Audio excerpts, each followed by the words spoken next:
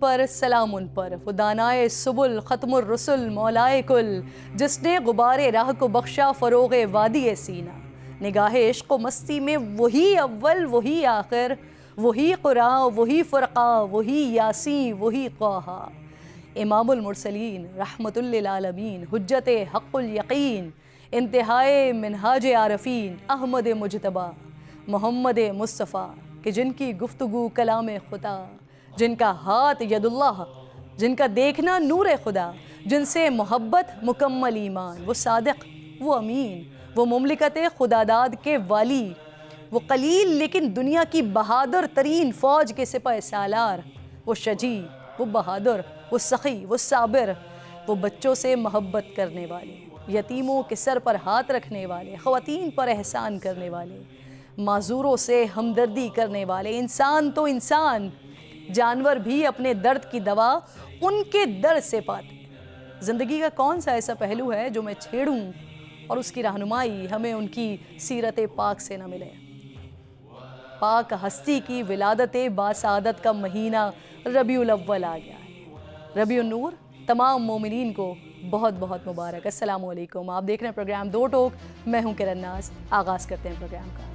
آج کے فیصلے سے تو ایک ہو گیا تھا خان صاحب کے خلاف جو توشخانہ 2 کا کیس بنایا تھا، جس میں میکسیمم 3.5-4 کروڑ روپے کی ایک پرسنل گین کی ایلیگیشن لگی تھی، وہ کیس تو نیب کا ختم ہو گیا۔ جہاں تک القادر کیس کا تعلق ہے، وہ ڈیسیجن کیبنٹ کا تھا، اس لیے اس ججمنٹ کے مطابق نہیں چلنا چاہیے، ختم ہونا چاہیے۔ ایک اور جمعہ، ایک اور بڑا فیصلہ، سپریم کورٹ نے 5 سے نیب ترامیم بحال کر دی ہیں۔ تفصیلی فیصلے میں ناظرین سپریم کورٹ نے کہا ہے کہ بانی پی ٹی آئی ثابت نہیں کر سکے کہ ترامیم غیر آئینی تھیں۔ ادھر بانی تحریک انصاف نے سپریم کورٹ کے فیصلے پر حکومت کو NRO 2 مبارک کہا ہے۔ ساتھ ہی ان کا کہنا ہے کہ آج مجھے خوشی منانی چاہیے کہ اس فیصلے سے توشہ خانہ کا نیا کیس فارغ ہو گیا ہے۔ القادر ٹرسٹ کیس بھی تقریباً ختم ہونے والا ہے۔ اس سے پہلے سپریم کورٹ نے نیب ترامیم کالعدم قرار دینے کے خلاف اپیلوں پر 6 جون کو محفوظ کیا گیا فیصلہ سناتے ہوئے کہا کہ چیف جسٹس اور ججز پارلیمنٹ کے لیے گیٹ کیپر نہیں ہو سکتے۔ پارلیمنٹ اور عدلیہ کا آئین میں اپنا اپنا کردار واضح ہے۔ 16 صفحات پر مشتمل فیصلہ چیف جسٹس مسٹر جسٹس قاضی فائز عیسیٰ نے تحریر کیا ہے۔ متفقہ فیصلے میں کہا گیا ہے کہ نیب قانون سابق آرمی چیف پرویز مشرف نے زبردستی اقتدار میں آنے کے 34 دن بعد بنایا گیا تھا۔ مشرف دور میں بنائے گئے قانون میں لکھا گیا کہ نیب قانون کا مقصد کرپشن کا سدباب ہے۔ جن سیاست دانوں یا سیاسی جماعتوں نے پرویز مشرف کو جوائن کیا انہیں بری کر دیا گیا۔ نیب قانون کا اصل مقصد سیاست دانوں کو سیاسی انتقام یا سیاسی انجینئرنگ تھا۔ سپریم کورٹ نے قرار دیا کہ موجودہ مقدمے میں ترامیم غیر آئینی ہونے سے متعلق عدالت قائل نہیں ہو سکی ہے۔ ان ترامیم میں سے بہت سی ترامیم کے معمار عمران خان نیازی اور ان کی حکومت خود تھے۔ بانی پی ٹی آئی نے نیک نیتی سے درخواست دائر نہیں کی۔ جسٹس اطہر من اللہ نے وفاقی حکومت کی انٹرا کورٹ اپیل مسترد کی ہے، تاہم اکثریتی فیصلے سے اتفاق کیا ہے۔ اس کیس کا پس منظر بھی آپ کے سامنے رکھتے ہیں ناظرین۔ مئی 2022 جب پی ڈی ایم حکومت نے نیب آرڈیننس میں ترامیم متعارف کروائیں، اس وقت کے صدر ڈاکٹر عارف علوی نے ان کی منظوری نہیں دی، جس کے بعد اسے پارلیمنٹ کے مشترکہ اجلاس میں منظور اور پھر نوٹیفائی کر دیا گیا۔ چیدہ نیب ترامیم کی بات کروں تو نیب 50 کروڑ سے کم مالیت کی خرد برد کی تحقیقات نہیں کر سکتا۔ دھوکہ دہی مقدمات کی تحقیقات تبھی کر سکتا ہے نیب جب متاثرین 100 سے زائد ہوں۔ نیب ترامیم میں ملزم کا زیادہ سے زیادہ ریمانڈ 30 دن تک بڑھا دیا گیا تھا۔ پی ڈی ایم حکومت کے دوران کی گئی ان نیب ترامیم کو بانی تحریک انصاف نے سپریم کورٹ میں چیلنج کیا اور اس وقت کے چیف جسٹس عمر عطا بندیال کی سربراہی میں 3 رکنی بینچ نے 15 ستمبر 2023 کو فیصلہ سناتے ہوئے 10 میں سے 9 نیب ترامیم کو کالعدم قرار دے دیا تھا، جس کے بعد 17 اکتوبر کو وفاقی حکومت نے 3 رکنی بینچ کے فیصلے کے خلاف سپریم کورٹ میں انٹرا کورٹ اپیل دائر کی۔ گزشتہ سال نیب نے فروری میں ایک رپورٹ سپریم کورٹ میں جمع کروائی، جس میں 2019 سے جون 2022 تک نیب آرڈیننس میں ترامیم کے بعد واپس کیے گئے ریفرنسز کی تفصیلات دی گئیں۔ اس لسٹ میں راجہ پرویز اشرف، یوسف رضا گیلانی، شوکت ترین، شوکت عزیز، آصف علی زرداری، نواز شریف، سلیم مانڈوی والا، شہباز شریف، حمزہ شہباز اور دیگر ہائی پروفائلز نام شامل تھے۔ اس کے بعد 1 ستمبر 2023 کو بھی سپریم کورٹ میں ایک اور رپورٹ جمع کروائی گئی، جس میں 1 جنوری سے 1 ستمبر 2023 کے درمیان ٹرانسفر اور واپس بھیجے گئے ریفرنسز کی تفصیلات تھیں۔ اس میں شاہد خاقان عباسی اور آصف علی زرداری کے نام شامل تھے۔ ان اہم معاملات پر بات کرنے کے لیے میرے انتہائی معزز مہمان ہیں، سابق وزیر اعظم ہیں، اس وقت کنوینر ہیں عوام پاکستان پارٹی کے شاہد خاقان عباسی صاحب مجھے پروگرام میں جوائن کر چکے ہیں۔ بہت شکریہ۔ السلام علیکم عباسی صاحب۔ سر سب سے پہلے تو میں ذرا بات کرنا چاہ رہی ہوں، نیب ترمیم جو ہے وہ آج بحال کر دی گئی ہیں۔ خان صاحب اسی معاملے کو لے کر عدالت گئے تھے، ان کو لگتا تھا کہ شاید پاکستان پیپلز پارٹی کو اور پاکستان مسلم لیگ نون کو ان ترامیم کا فائدہ ہوگا، لیکن اب ایسا لگتا ہے کہ شاید انہی کو ہی اس کا فائدہ ہونے جا رہا ہے، کیونکہ ترامیم بحال ہونے سے وہ جو 190 ملین پاؤنڈ والا معاملہ ہے اور توشہ خانہ 2 والا معاملہ ہے وہ کیسز تو ختم ہو جائیں گے۔ تو کیا لگتا ہے آپ کو کہ حکومت جیت کر بھی ہار گئی ہے؟ سر نہیں، یہاں اس معاملے میں کوئی نہیں جیتا اور کوئی نہیں ہارا۔ یہ ترمیم پارلیمنٹ نے کی تھی اور سپریم کورٹ کو کوئی اختیار نہیں تھا کہ اس کو روکے یا سٹرائک ڈاؤن کرے، اور تقریباً 1 سال انہوں نے ضائع کر دیا جی، اور اس کا فیصلہ اب جا کے آیا ہے۔ بات یہ ہے کہ آپ کو اس ادارے کو ختم کرنا ہے، ان ترامیم سے کچھ نہیں ہوگا۔ جب تک یہ ادارہ رہے گا اس ملک میں کوئی افسر بھی فیصلہ کرنے کی پوزیشن میں نہیں ہے۔ یہ بات حکومت کو سمجھنی چاہیے۔ تو یہ ایک لائن کی ہے قانون بنانا کہ ریپیل کرنے، روز نیا قانون بنا لیتے ہیں۔ ایک لائن کا قانون ہے کہ نیب آرڈیننس 99 ریپیل ہو گیا، بس ختم ہو جائے گا۔ اس فیصلے کے بعد عمران خان صاحب آپ کو باہر آتے ہوئے دکھائی دے رہے ہیں، یا پھر آپ کو لگتا ہے کہ کوئی نہ کوئی اور بندوبست کیا جائے گا اور رکھا تو اندر ہی جائے گا؟ لیکن جہاں تک میرا تجربہ ہے، سیاسی لیڈر کبھی بھی کیسوں میں اندر نہیں کیے جاتے، وہ کیس ایک بہانہ ہوتا ہے ان کو اندر رکھنے کا۔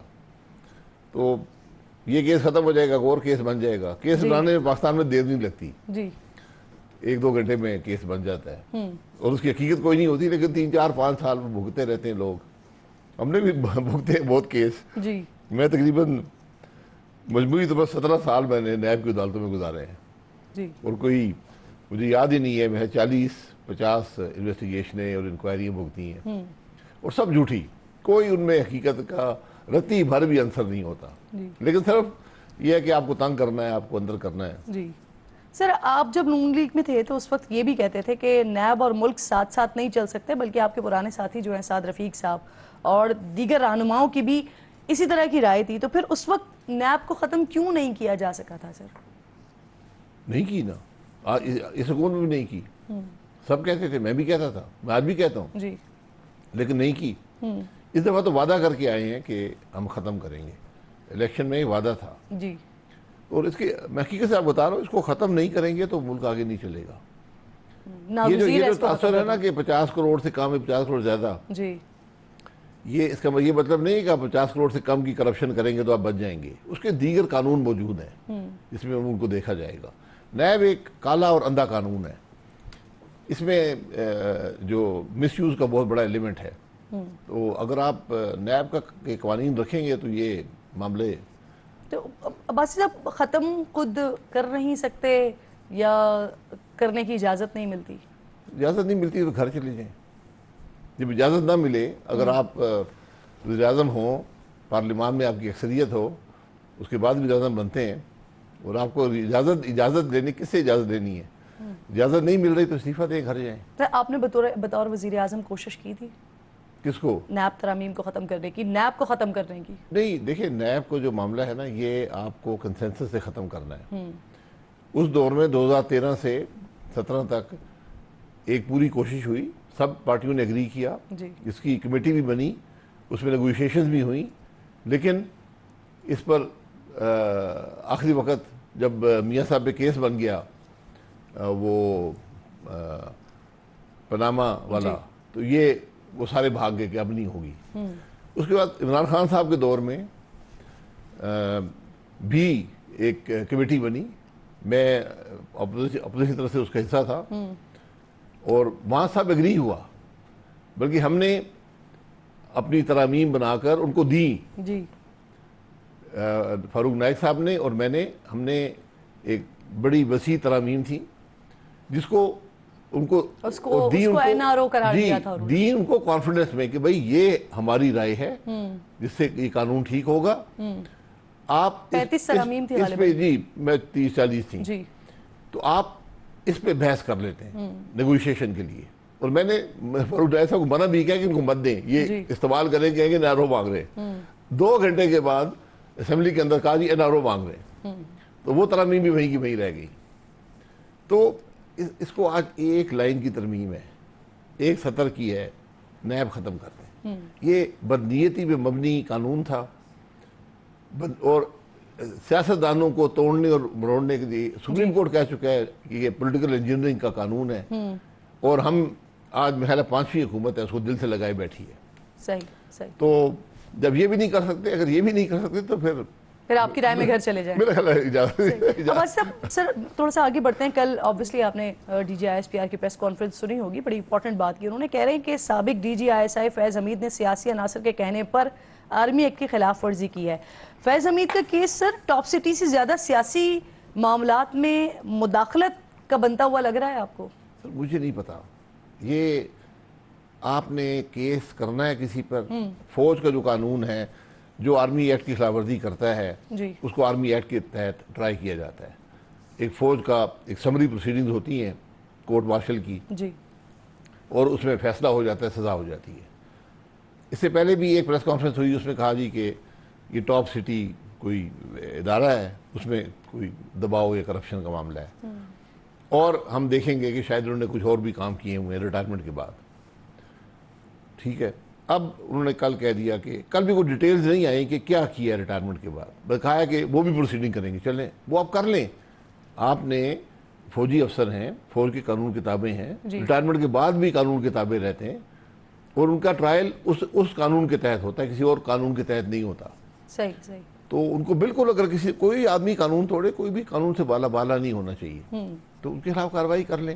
سر پچھلے کچھ عرصے سے عمران خان صاحب کو بڑا اس بات کا خوف کہہ لیجئے یا ان کو تشویش رہی ہے اس بات پہ کہ شاید ملٹری کورٹس میں ان کا کیس لے کے جائیں گے، اور کل D G I S P R نے بھی اس بات کو خارج الامکان قرار نہیں دیا. آپ کو لگتا ہے کہ یہ ممکن ہے؟ اور پھر obviously پھر اس کے اثرات بھی ہوں گے، اس کے ریزلٹس بھی ہوں گے، وہ کیا دیکھ رہے ہیں آپ؟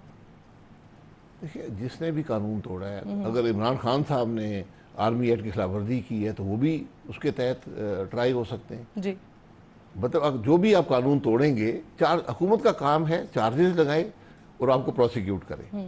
یہ قیاس آرائی جو ہے نا، یہ ذرا مناسب بات نہیں ہے. تو لگتا ہے آپ کو ملٹری کے کورٹس میں ایزیلی یہ معاملہ چلے جائیں گے اب عمران خان کے؟ دیکھیں، ملٹری کورٹس کوئی نہیں ہے، آپ کو کورٹ مارشل کرنا پڑتا ہے، سمری پروسیڈنگز ہیں. اسٹینڈنگ ملٹری کورٹس میری نالج میں کم از کم موجود نہیں ہے.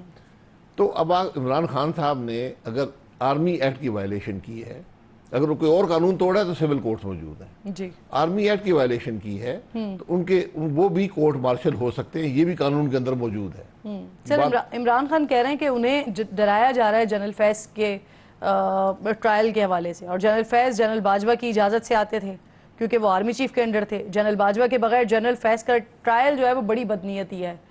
کیسے دیکھ رہے ہیں آپ اس اسٹیٹمنٹ کو؟ وہ ڈیپینڈ کرتا ہے کہ چارجز کیا ہیں. اس میں کوئی شبہ نہیں ہے کہ جو بھی آرمی آفیسر ہیں اگر آئی ایس آئی میں ہیں تو ان کے 2 رپورٹنگ چینلز ہوتے ہیں، وزیر اعظم ایک وزیر اعظم اور ایک جو ٹاپ کے سطح کے جو ڈی جی ہوتے ہیں، وہ وزیر اعظم کو رپورٹ کرتے ہیں اور as A army officer army chief کو کرتے ہیں.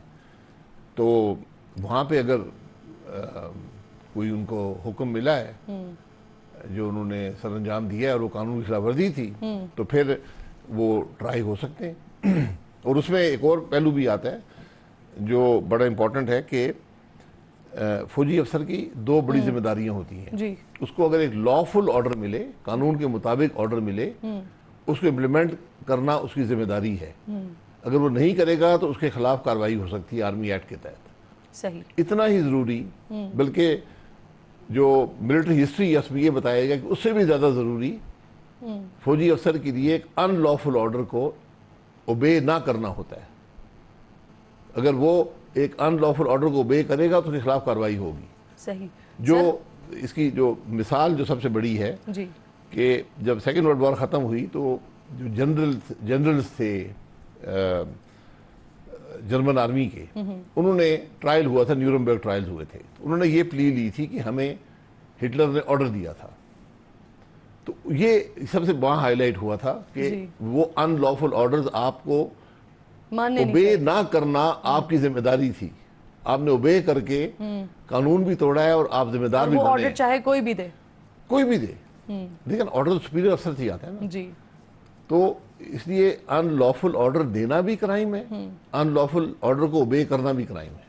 صحیح. تو سر اب کل حنیف عباسی صاحب نے بھی وعدہ معاف گواہ بننے کے حوالے سے کافی ساری باتیں کی ہیں. وہ کہہ رہے ہیں کہ کئی سارے وعدہ معاف گواہ تیار ہو گئے ہیں آپ کے خلاف, عمران خان کے لیے ہی وہ کہہ رہے تھے. تو آپ کو لگتا ہے فیض حمید وعدہ معاف گواہ بن جائیں گے؟ آپ کو ایسا نظر آ رہا ہے؟ وعدہ معاف گواہوں پہ جو کیس ہوتے ہیں نا کمزور ہوتے ہیں, یہ بنیادی بات ہوتی ہے. جی. تو بہرحال ہماری تاریخ وعدہ معاف گواہوں سے بھری ہوئی ہے. وعدہ معاف گواہ کو اگر ضرورت پڑ گئی ہے تو پھر کیس آپ کا کمزور ہے. میری یہ خیال ہوگا کہ اس میں شہادتیں جو ہیں, اور پھر یہ جو ملٹری کورٹس میں بھی جو میں اس کا ایکسپرٹ نہیں ہوں کہ کیا قانون شہادت کا اطلاق ہوتا ہے یا نہیں ہوتا, جو میری انڈرسٹینڈنگ ہے کہ نہیں ہوتا. تو وہاں پھر وعدہ معاف گواہ ہوں یا نہ ہوں اس کی ڈیٹیلز بھی نہیں آپ کو ملیں گی, کون وعدہ معاف گواہ تھا یا نہیں تھا. جی. سر یہ اسلام آباد میں دھرنوں کے حوالے سے ایک ترمیم آئی سینٹ میں, قومی اسمبلی میں منظور ہو گئی. میاں صاحب کے قریبی ساتھی ہیں سینیٹر عرفان صدیقی صاحب, ان کی طرف سے یہ پیش کی گئی ہے. کیا ضرورت پیش آئی ہوگی سر انہیں کہ ان کو یہ بل پیش کرنا پڑا, اور پھر آپ کو لگتا ہے کہ آگے چل کر یہ نون لیگ کے اپنے ہی گلے نہیں پڑ جانی ہے؟ یہ فرسودہ سے قانون بنانے کی ہم کوشش کرتے رہتے ہیں. قوانین آپ کے پاس موجود ہیں. تو اسلام آباد میں خاص طور پر دھرنا آپ کس کو کہتے ہیں؟ دھرنے کی کوئی ڈیفینیشن قانون میں نہیں ہے. یہ رائٹ ہے آپ کا to demonstrate with in the bounds of the law. جی. اس کی پرمیشن لینی پڑتی ہے. پرمیشن نہ ملے پھر آپ کریں تو قانون ویسے ہی ٹوٹ جاتا ہے. آپ نے یہ قانون دھرنا بنایا ہو یا نہ بنایا ہو. تو یہ ہم مختلف چیزیں کرتے رہتے ہیں. اب آپ کس کو پروسیکیوٹ کریں گے؟ جی. اب آپ دیکھ لیں یہاں پہ, اب یہ آپ کے سامنے ہی ہے, یہ آپ کے دفتر کے باہر کوئی 20 کنٹینر رکھے ہوئے ہیں. جی بالکل ایسا ہی ہے. تو یہ احتجاج کا طریقہ ہے. بہت سے ممالک نے احتجاج کی پرماننٹ جگہ بنا دی ہے پارلیمنٹ کے قریب. جی. تو ہم بھی برابر یہ ڈی چوک کو بنا دیں, جس نے احتجاج کرنا ہو یہاں پر آ کر احتجاج کر کے گھر چلے جایا کرے. احتجاج کا موقع دے لوگوں کو, لوگ تنگ ہیں. صحیح. یا تو کام کریں, ان کے مسائل حل کریں, یا پھر احتجاج سے تو نہ روکیں نا. اچھا, پی ٹی آئی کو ایسا لگتا ہے کہ اس بل کے پیچھے ان کا بیسکلی راستہ روکنے کی کوشش کی گئی ہے؟ نہیں, اس سے کسی کا راستہ نہیں رکے گا. نہیں رکے گا؟ جی کوئی نہیں روک سکتا, کیونکہ جو لوگ غیر قانونی احتجاج کر رہے ہیں, پرمیشن نہیں لی, تو ان کو اس قانون کیا یہ قانون دکھاتے رہیں گے؟ وہ تو قانون کے بغیر آئے ہیں. 3 سے 10 سال تک کی سزائیں ہیں قانون میں, بہت ساری موجود ہیں.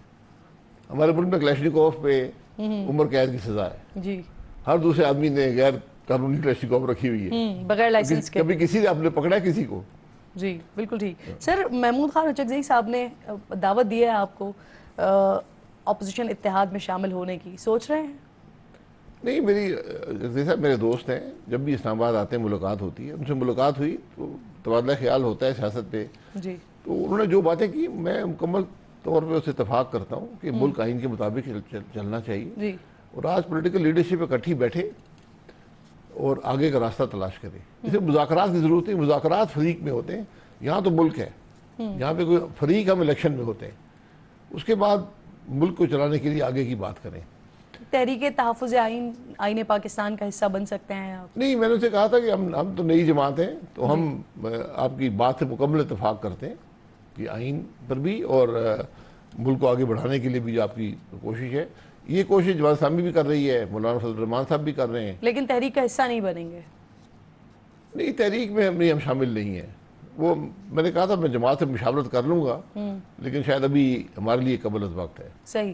سر اختر مینگل صاحب نے پارلیمنٹ سے استعفے کا اعلان کیا ہے, کیسے دیکھ رہے ہیں آپ اس معاملے کو؟ عدم اعتماد کیا ہے انہوں نے, اس کا کیا نتیجہ دیکھ رہے ہیں؟ اور سب سے امپورٹنٹ یہ کہ فیصلہ سازوں کو فرق پڑتا ہے اس سے؟ فیصلہ ساز کون ہے؟ میرے خیال میں عوام فیصلہ ساز ہونے چاہیے. فیصلے کی اور سے کروا رہے ہیں تو مسئلہ ہی ہوگا. مجھ سے بہتر آپ جانتے ہیں پھر بھی. نہیں, یہی تو سارے مسئلہ ہے.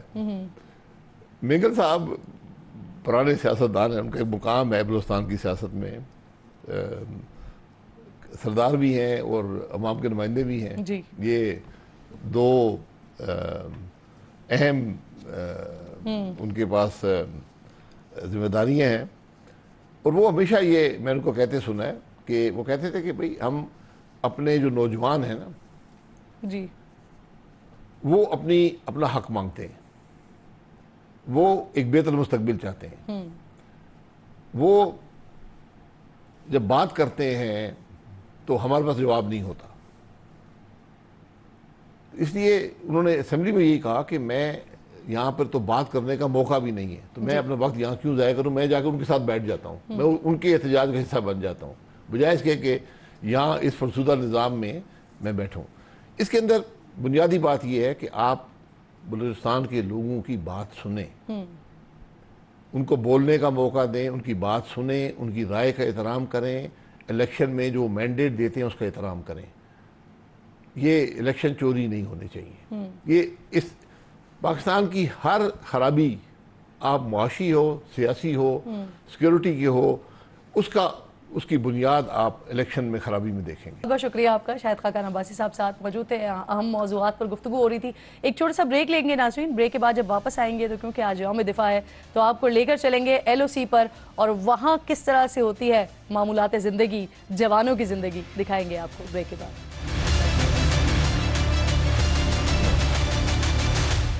پروگرام میں ایک بار پھر آپ کو خوش آمدید کہتی ہوں ناظرین۔ یوم دفاع پاکستان، یوم شہدائے پاکستان کی مناسبت سے آج میں اور میری ٹیم پہنچے ہیں ایکچول لائن آف کنٹرول پر۔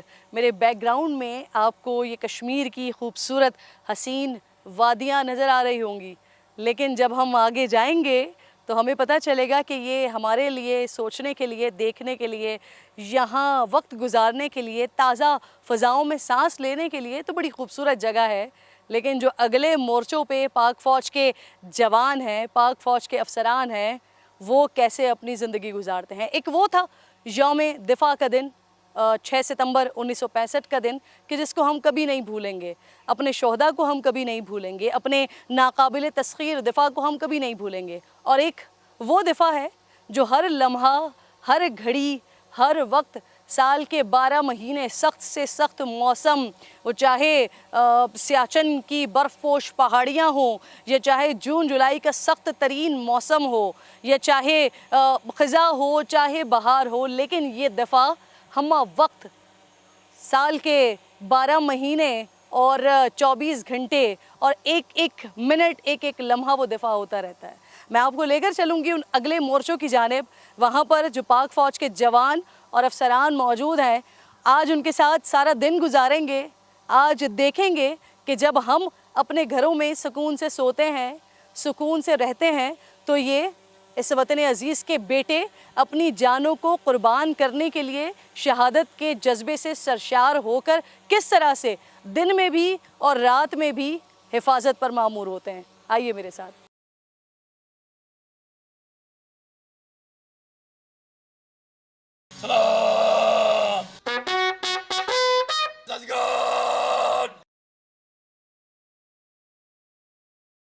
گولیوں کی تڑتڑاہٹ جب گونجتی ہے تو ہم تو بڑے خوش ہوتے ہیں کہ پاکستان آرمی کے جوان جو ہیں وہ اپنے نشانے کے اوپر نظر رکھے ہوئے ہیں، لیکن جو یہ نشانہ نظر رکھ کے بیٹھے ہوئے ہوتے ہیں ان سے ذرا بات بھی کر لیتے ہیں۔ جب آپ ٹارگٹ کر رہے ہوتے ہیں تو ذہن میں کیا ہوتا ہے کہ یہ دشمن کے سینے میں جا رہی ہے گولی؟ جی میں بالکل، ہمارا یہی اہم ہوتا ہے کہ یہ آگے ہمارا دشمن کھڑا ہے، تو ہمارا مشن میں یہی ہوتا ہے کہ اگر ہم ٹارگیٹ کریں گے تو ہم دشمن کو بھی کالیٹ کر سکیں گے۔ ہم یہاں پر آئے ہوئے ہیں 6 ستمبر کی مناسبت سے، اور جب ہم سوچتے ہیں اس دن کے، ہم اپنے شہداء کو یاد کرتے ہیں، جوانوں کو یاد کرتے ہیں، تو یقیناً ہر جوان کے ذہن میں اور دل میں یہ بات آتی ہوگی کہ کبھی ایسا موقع ملے تو ہم بھی اپنے آپ کو وطن کے لیے ایسے ہی پیش کریں۔ آتا ہے ایسا کچھ ذہن میں؟ کیا سوچتے ہیں 6 ستمبر کے حوالے سے؟ 6 ستمبر ہمارے لیے ایک بہت اہم دن ہے۔ اس دن ہمارے شہداء نے قربانیاں دی ہیں اپنے وطن کی حفاظت کے لیے۔ ہر جوان کا ڈریم ہوتا ہے کہ وہ اس کے لیے یہ موقع آئے، جس طرح ہم اپنے شہداء کو آج 6 ستمبر کے دن یاد کرتے ہیں، کل ہمیں بھی کوئی اس طرح یاد کرے۔ اچھا ناظرین، ہم یہ جانتے ہیں کہ ایل او سی کے آس پاس جو آبادی ہوتی ہے، جو گھر ہوتے ہیں، وہاں عموماً ہر گھر میں ہی کوئی نہ کوئی فوجی افسر، فوجی جوان موجود ہوتا ہے۔ تو پھر اگر اس کو آپ براڈر پرسپیکٹو میں دیکھیں تو اسی طرح سے ایل او سی کے آس پاس ہر گھر میں کہیں نہ کہیں کوئی نہ کوئی شہید موجود ہوتا ہے۔ یوم شہداء بھی منا رہے ہیں, یوم دفاع بھی منا رہے ہیں, تو پھر جو ہمارا فخر ہے, ہمارا غرور ہے, ہمارا اثاثہ ہے, یعنی ہمارے شہداء ہیں, ان کی فیملیز کو ہم کیسے بھول سکتے ہیں. میرے ساتھ موجود ہیں. السلام علیکم. وعلیکم السلام. سب سے پہلے تو ہماری طرف سے ایک بار پھر سلام قبول کیجئے, خراج عقیدت, خراج تحسین قبول کیجئے. ذرا مجھے بتائیے گا آپ کا کون پیارا جو ہے وہ اس وطن پر قربان ہوا ہے؟ میرا نام محمد اعظم ہے. میرا بیٹا ساجد اعظم شہید, جو کہ وزیرستان آپریشن کے دوران میں شہید ہوا ہے دشمن سے لڑتے ہوئے. تو یہ بہت دلیر بیٹا تھا میرا. اور میرے 4 بیٹے تھے. 4 بیٹوں میں سے میں جو 2 بیٹے ہیں وہ میرے فوج میں نہیں جا سکے کوئی ڈاکٹری پرابلم کی وجہ سے. باقی 2 بیٹے میرے فوج میں ہیں. تو ایک بیٹا میرا جو شہید ہوا ہے نا, تو اس کو مطلب بہت شوق تھا آرمی میں جانے کا نا, بچپن سے ہی. تو بچپن سے اس نے بہت کاٹے وغیرہ دوسرا تیسرا نے سکھا کہ میں فوج میں جاؤں گا, ملک کی حفاظت کروں گا. میری فیملی کے جو ہے نا یہ 4 شہید ہیں.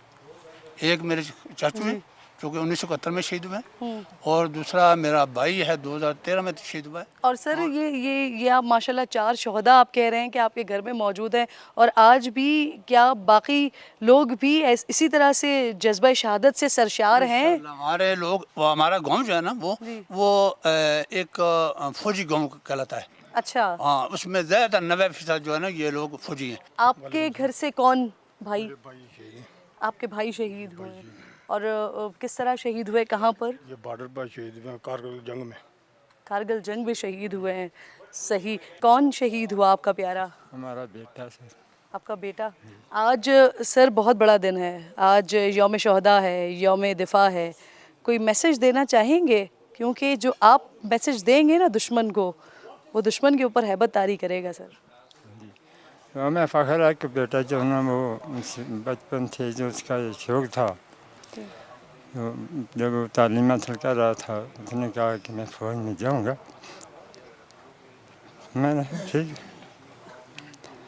تو میٹرک اس نے کیا, میں نے کہا آگے تم تعلیم حاصل کرو. کہتا کہ آپ جو نا ہمارا خرچہ برداشت نہیں کر سکتے, لہٰذا مجھے یہاں تک کہ رہنے دو, میں فوج میں جاؤں گا تو انشاءاللہ ہمارا یہ شوق ہے کہ جو نا ادھر اگر وطن کی حفاظت کرتے ہوئے میں شہید ہو جاؤں. تو ہمیں فخر ہے کہ اس کے دل میں یہ تھا, جذبہ تھا, اس کا فخر تھا, اس کا خواب تھا, اور یہ اس کا خواب بھی پورا ہو گیا, شہادت کے رتبے کو پہنچ گیا. بہت شکریہ. امتیاز صاحب میرے ساتھ موجود ہیں, جو اس وقت بھی ایک تکلیف میں ہے, ایک اذیت میں ہے. کیسے کہ جب وہ فیلڈ پر تھے, اپنی ڈیوٹی پر تھے, ان کے ساتھ کیا واقعہ ہوا کہ جس کے بعد آج بھی وہ اس تکلیف کو فیل کرتے ہیں, لیکن جو ان کا جذبہ ہے نا وہ کم نہیں ہوا ہے. امتیاز صاحب السلام علیکم. وعلیکم سر السلام. کیا ہوا تھا آپ کے ساتھ؟ میں وادی تیرا رجگال سیکٹر میں تھا, تو وہاں مامور ڈپٹی پر تھا, تو برف پڑی ہوئی تھی, اتنی مشکلات حالات تھے. پاکستان کی مرگ بھی سرحد ہے جہاں پر میں ڈیوٹی پر مامور تھا, اور میں کشمیر کا رہنے والا ہوں. ٹھیک ہو گیا. تو ہم جو نا ایک پارٹی ہم نیچے اتر رہے تھے, بٹالین میں جا رہے تھے, تو برف اتنی شدید تھی کہ جو نا چلنا بہت مشکل ہو رہا تھا. تو اس برف پر ہم نیچے اترے ہیں, تو وہاں میرا پاؤں سلپ ہوا, اور پاؤں سلپ ہو جانے کی وجہ سے میرے ساتھ واقعہ پیش آیا, جس کی وجہ سے میرے کمر کی ڈسکیں اور گردن کی ڈسکیں ڈیمیج ہیں. اور ابھی بھی انشاءاللہ ہم پاک آرمی کے ساتھ ہیں, اور ابھی بھی وہی جذبہ ہے, وہی کہانی ہے, اور انشاءاللہ جب تک اس جسم میں سانس ہے اس ٹائم تک پاکستان آرمی کے ساتھ رہیں انشاءاللہ. کشمیر کی حسین وادیوں میں جب میں اور آپ اپنے اپنے شہروں میں ذرا گرمی سے ایگزاسٹ ہو جاتے ہیں یا کچھ روٹین چینج کرنے کا سوچتے ہیں, تو پھر ہم آتے ہیں ان حسین وادیوں میں. لیکن ابھی جہاں میں آپ کو لے کر جا رہی ہوں نا, وہ میری اور آپ کی روٹین کو بہتر رکھنے کے لیے, میرے اور آپ کے امن و امان کو بہتر رکھنے کے لیے, میرے اور آپ کے سکون کو بہتر رکھنے کے لیے, میرے اور آپ کے دن اور رات کو پرامن رکھنے کے لیے وہ کہاں ہوتے ہیں, وہ کہاں اپنا دن اپنی رات گزار رہے ہوتے ہیں.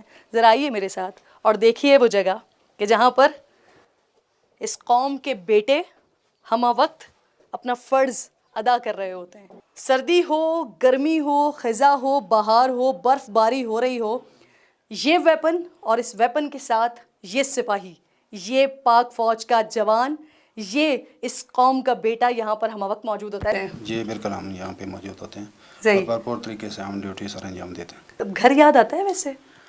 ہاں گھر تو یاد آتا ہے ہاں۔ لیکن گھر سے زیادہ عزیز ہمیں اپنا وطن ہے.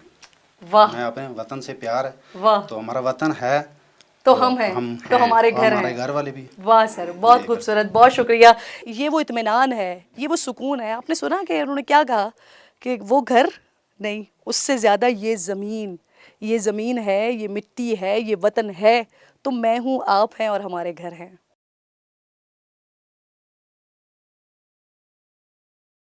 کیا روٹین ہوتی ہے آپ کی؟ یہ سارا ٹائم یہاں پر ہوتے ہیں اور کیا کرتے ہیں؟ یہ آپ کا آئی تھنک روم بھی ہے یہاں پر. یہ میرا روم ہے اور اس روم سے لے کر آگے یہ میری پوسٹ کا جو ایریا ہے، اس میں رات کو میں پوری رات اس اپنی گارڈوں کے ساتھ ہوتا ہوں اور رات کو میں جاگتا ہوں اور دن کو میں سوتا ہوں. دشمن کی طرف سے اگر کبھی کچھ کوئی جرات جسارت کی گئی اور پھر ڈیفینیٹلی جواب تو ہماری طرف سے بڑا مضبوط دیا گیا ہوگا، لیکن خدا نہ خواستہ اس کے نتیجے میں کوئی کیجولٹی ہوئی یا اگر جوان زخمی ہوئے تو پھر کیا رات کو کس طرح سے آپ لے کے جاتے ہیں، کیا کرتے ہیں؟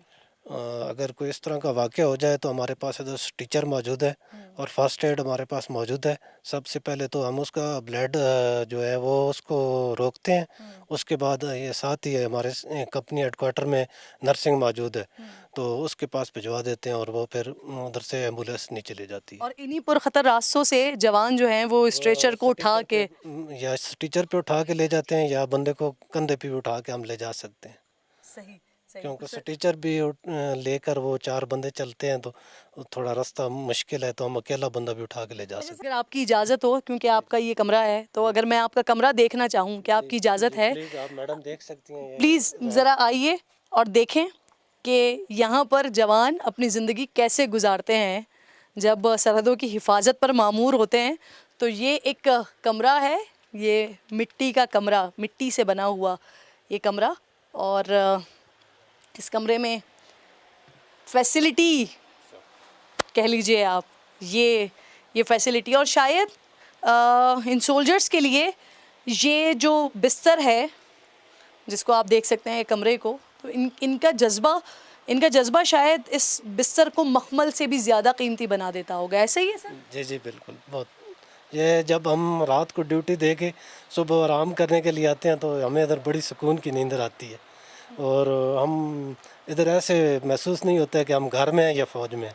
یہ اس طرح کا کمرہ اور اس طرح کا بیڈ لگا ہوا اور اس اتنے مشکل ایریا میں، اور یہ آپ میرے بیک سائڈ پہ دیکھیں تو ٹی وی لگا، LCD لگی ہوئی ہے، تو اوپر ڈش لگی ہے، خبریں سنتے ہیں ہم، سارا کچھ جی پراپر دیکھتے ہیں. اور یہ میرے پیچھے دیکھیں تو پنکھا لگا ہوا ہے. ویسے پنکھے کی یہاں پہ ضرورت نہیں ہے، اتنا ٹھنڈا ہوتا ہے، لیکن پھر بھی یہ تھوڑی وہ مکھی اور مچھر کی وجہ سے آبس بن جاتی ہے، اس وجہ سے ہم یہ پنکھا بھی چلاتے ہیں رات. بالکل ٹھیک. یوم دفاع پر ملک کا دفاع کیسے ہو رہا ہے؟ سارے دن کی ایکٹیویٹی ہم نے دیکھی، کہاں کیسے ڈپلائمنٹ ہے، کیا کچھ ہو رہا ہوتا ہے، کیسے اپنے ٹارگٹ کے اوپر نظر رکھی ہوئی ہوتی ہے، دشمن کے اوپر نظر رکھی ہوئی ہوتی ہے.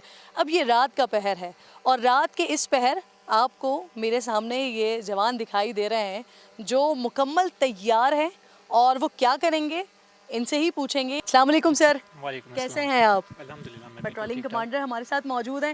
سر کیا روٹین ہوتی ہے آپ لوگوں کی، کیا کر رہے ہوتے ہیں یہاں پر؟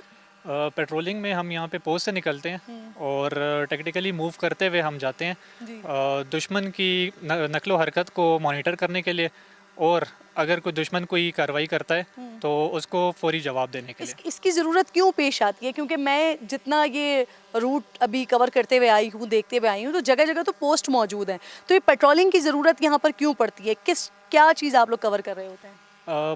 ایک تو پوسٹوں کے درمیان کا جو ایریا ہے جہاں سے دشمن نقل و حرکت کر سکتا ہے، تو اس کو کور کرنے کے لیے ہم پیٹرولنگ کرتے ہیں. آپ تھریٹ کے بالکل فرنٹ پر ہوتے ہیں، وہ جو سینہ سپر ہونے والی بات ہے وہ بیسکلی آپ لوگ ہوتے ہیں بالکل فرنٹ پر. بالکل ایسے ہی ہے میم. بہت شکریہ.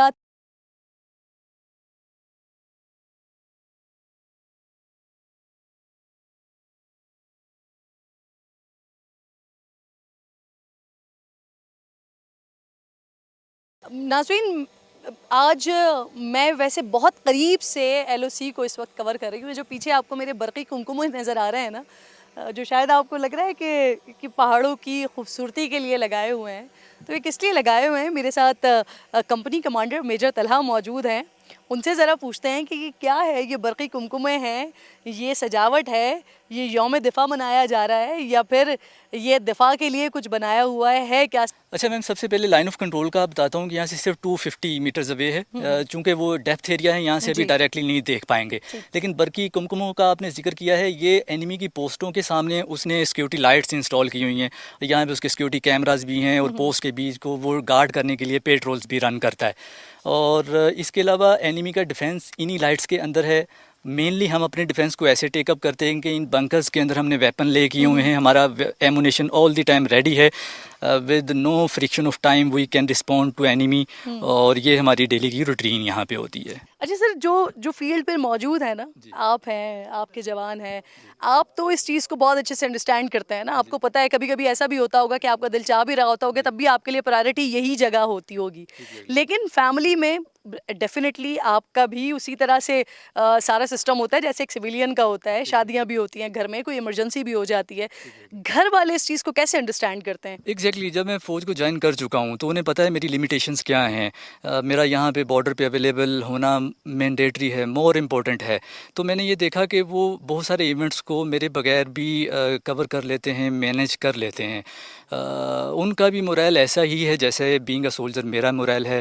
اور جیسے اگر میں ٹائملی کسی ایونٹس پہ، فیملی ایونٹس پہ نہیں پہنچ پاتا ہوں تو جیسے میں بھی اکاموڈیٹ کرتا ہوں، تو دے ہیو لرنڈ آلسو کہ وہ کیسے اس چیز کو مینیج کر پاتے. ابھی ہم بات چیت کر رہے ہیں یوم دفاع کے موقع پر، اور اس کو ریفرنس کرتے ہوئے میں بتاؤں گا کہ اگر ہم پاس میں چلے جائیں تو 6 سپٹمبر 1965 ہماری ڈیفنس فورسز نے اینیمی کو ان کے جو عزائم تھے اس پہ ان کو ریپلس کیا اور اپنے بارڈر کو ڈیفینڈ کیا. تو یہ ایک میسج ان کے لیے کافی ہے کہ ہم ایوری ٹائم ایوری ڈے ایسے ہی ریڈی ہیں جیسے 1965 میں رسپونڈ کیا تھا. یوم دفاع، یوم شہداء کی مناسبت سے پاک فوج کے ساتھ لائن آف کنٹرول پر آج ایک دن گزارا ہے، اور اس سے اندازہ ہوا ہے کہ کیوں دشمن پر اتنی ہیبت طاری ہے پاک فوج کی. کیونکہ یہ جوان سینہ سپر دشمن کی آنکھوں میں آنکھیں ڈالے کھڑے ہیں کہ آنکھیں تو دکھائیے. اپنی مرضی سے آئیں گے لیکن پھر جائیں گے آپ ہماری مرضی سے، اور جائیں گے بھی یا نہیں جائیں گے یہ بھی پھر ہماری فوج ڈیسائیڈ کرے گی. آج ناظرین اتنا اہم دن، اتنا بڑا دن ہے، اس عزم کا ہم بھی اعادہ کرتے ہیں کہ جب بھی کبھی اس وطن کو، اس مٹی کو، اس پاک فوج کو، پاکستان کی عوام کی ضرورت پڑی تو ہم بھی اس فوج کے ساتھ کاندھے سے کاندھا ملائے کھڑے ہوں گے. پاکستان زندہ باد، پاک فوج پائندہ باد. انشاءاللہ آپ سے ملاقات ہوگی کل. اپنا اور اپنے ملک کا خاص خیال رکھیے. فلسطین کو اپنی دعاؤں میں یاد رکھیے. اللہ نگہبان.